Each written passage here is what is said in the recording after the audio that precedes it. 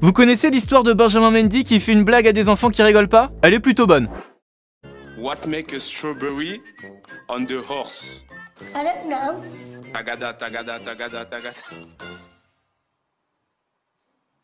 Alors il sera pas à l'Euro, mais à mon avis dans la grosse rigolade sur C8 c'est pour bientôt.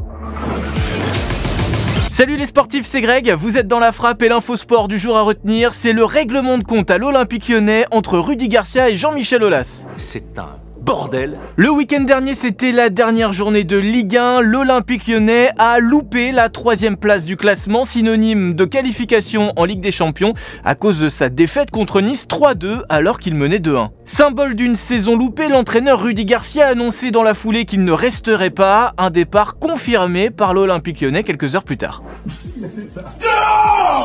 Ça aurait pu s'arrêter là, sauf que Rudy Garcia s'est confié au journal L'Équipe et s'attire à balles réelles sur le directeur sportif du club, le Brésilien Juninho. Je pense qu'il deviendra un très bon directeur sportif, mais il lui faudra de l'expérience. Il est encore trop dans le mode joueur, dans la prise de décision impulsive. Il n'aimait pas l'attitude de certains joueurs, mais ne se rendait pas compte qu'il faisait la même chose.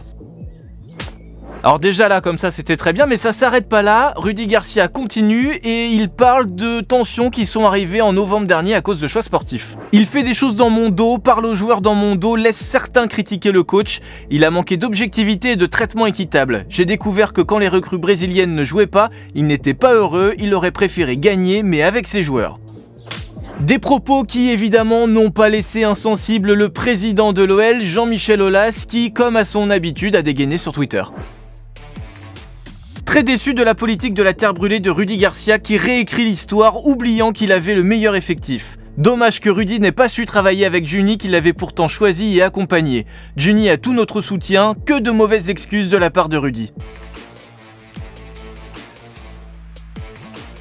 Et même les joueurs de l'OL s'y sont mis pour tacler Rudy Garcia, notamment l'ancien joueur Raphaël et le joueur de l'équipe actuelle Bruno Guimaraes. Et ça s'arrête encore pas là, on peut même rajouter la fille de Juninho, Giovanna, qui a envoyé sur Twitter des emojis clowns avant d'en rajouter une petite couche. Ça doit vraiment faire chier de voir un mec que tu n'aimes pas être bien aimé par les supporters, le club, les joueurs et même sans expérience emmener les meilleurs recrues de l'équipe.